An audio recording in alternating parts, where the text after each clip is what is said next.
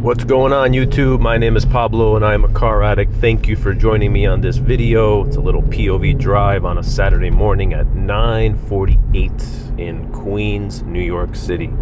If you guys are new to the channel, thank you for joining me on this drive. If you guys are subscribed to the channel, thank you for again clicking on this video and watching it. If you guys could take 1 second to smash up those like buttons, I would greatly appreciate it. Almost at 1,000 subs, which is freaking awesome. Never thought I would really get to this point, but really happy that the channel is going well, and you smashing up those likes and subscribing really helps the channel, so thank you so much. I just want to bring you guys a quick video this morning. Obviously I'm late to work, as always. I will be around 10 minutes late. You know, luckily my boss is very chill. But I definitely wanted to bring you guys a video after I've done all of these mods to the car. I just kind of wanted to talk about how the car feels now as opposed to before. I've done a lot of mods to the car. For anybody who's new to the channel, this is a 2020 Jeep SRT. The car currently has 13,700 miles. I don't drive it as much as I should. And even when I do drive it, my commute, you know, back and forth to work is about like maybe 8 to 10 miles. So it's really not a lot that I drive. But I have done a lot of naturally aspirated mods to the car. You know, for anybody who is new to the channel, I have done a JLT Performance cold air intake. I've done a BBK Performance 85 millimeter high flow throttle body. I've done the Kooks long tube headers to the Kooks Mid-pipe to a Borla Type S exhaust. And I've also done a MMX OEM ported intake manifold. And I've also done a Evolution tuned PCM tuning, ECU tuning, whatever you guys call it, aka a chip. So all those mods are on the car. My wife always makes fun of me, mods, but you know, makes me happy, so it keeps me out of trouble. So red light camera reported ahead. Thank you, Waze, red light camera reported ahead. So yeah, so definitely just wanted to bring you guys a video talking about how the car feels now, what, you know, what mods have been quote unquote the best in my eyes, and just overall how the driving experience is, and gas mileage and all that stuff. I also forgot to say that I did switch out the tires, which, let me just start there. The tires have made the biggest difference.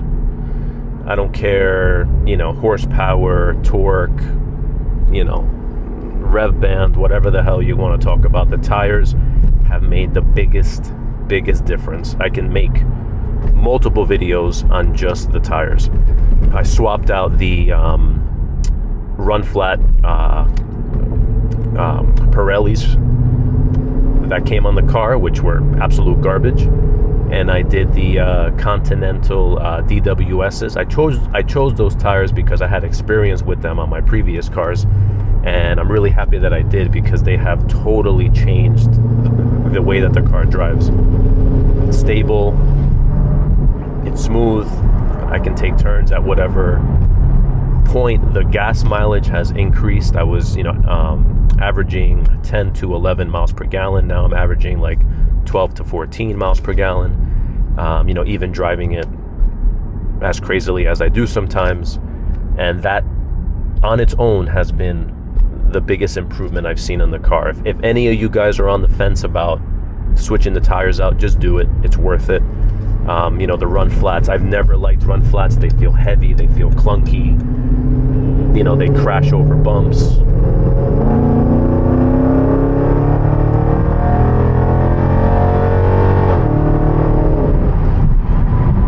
And yeah, so that's pretty much what you just heard is the byproduct of all the mods that I've done. I love it. It sounds racy, it sounds throaty, it pulls really nicely, it pulls really smoothly. I think the last mod that I did, the ported intake manifold, really brought everything together in a way, along with the chip, obviously, because the chip makes sense of all the mods. but it just runs really awesome. You know, I don't have 1,000 horsepower Trackhawk. You know, I might have only added, you know, X amount of wheel horsepower, but I don't care, honestly. I'm not looking to have the fastest car on the road. I don't care for that. I've never cared for that. I've always liked to have a naturally aspirated motor which I could modify and make it run as efficiently as possible. So that's why I do all of these mods, just to give the motor more air and have it breathe easier and just have it work better. You know, like, you know, one guy commented before, all of those mods to just add, you know, 25 wheel horsepower, haha. You're right, you know, not adding, you know, 100 horsepower like I would with a blower, nor do I have a Trackhawk that I can just, you know, upgrade the blower and have, you know, 1,000 horsepower. But I personally don't care. I like to have a cool natural motor that has mods around it that make it work and breathe and flow better. So all the mods that I've done, yes, it's been pricey. I mean, you guys can look up all of the mods that I've done, and you're gonna spend, after everything is said and done, probably close to $10,000 on parts and labor. And that's just how it is. These things aren't cheap. Am I considering doing a cam? Absolutely. Am I concerned about throwing, you know, check engine lights and having the car in the shop? Absolutely. It's not something I want to do. It's not something I want to play with. I do drive the car many days a week, so I just don't want it to have a lot of downtime. That's my only fear. Have I considered doing a blower? Totally. I've totally considered supercharging this guy, but I just, you know, I've had bad experiences supercharging my Volkswagen R32. I'm sorry, turbocharging my Volkswagen R32 when I had it back many years ago. And after that, I'm like, I kind of have that doubt in my head, so I just don't want to manifest any problems for myself. But in terms of having this car, modifying it with all these parts, I don't regret it whatsoever. It does cost a pretty penny, but I love how the car drives. It's the, you know, the rev band is wide open and smooth. It doesn't hiccup. Whenever I get on the gas, it just rips, it goes. And for me, it's been worth every penny. The chip and the tires really brought everything together. You don't have to do a chip with all of these mods. It's not absolutely necessary, because the OEM computer will make sense of it and will adjust. But I like to have just the best configuration possible. So I wanted to do the chip as well.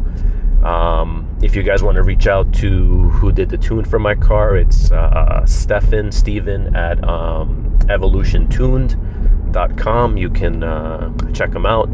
My shop mailed him the PCM. I think he lives in Virginia, or his shop is in Virginia or something like that.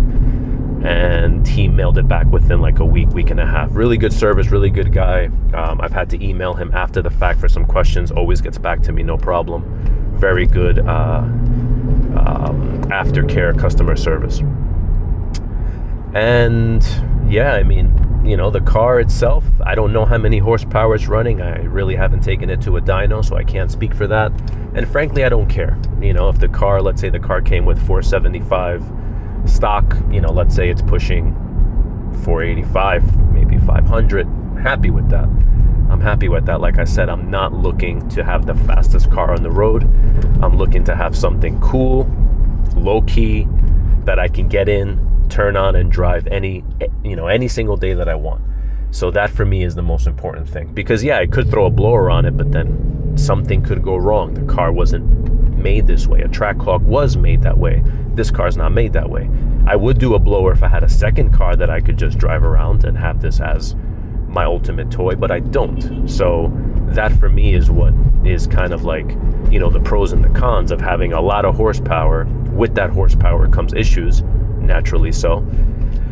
Or having, you know, this car's not a slow poke whatsoever. You know, the car stock does like 0 to 60 in like, you know, 4.7, 4.8 seconds. So like, it's definitely not slow by any measures. You know, it might be slow by, you know, today's measures that, you know, you know, all these crazy cars are doing you know, 3.8 seconds 0 to 60, which is freaking crazy.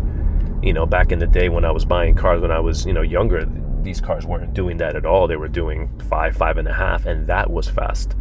So everything has gotten bigger, everything has gotten faster, obviously. But definitely, guys, if you're considering doing, you know, all motor mods, you know, look into these mods. It's gonna make the car run really nicely. Any question that you guys have, drop them down below. I will always answer them.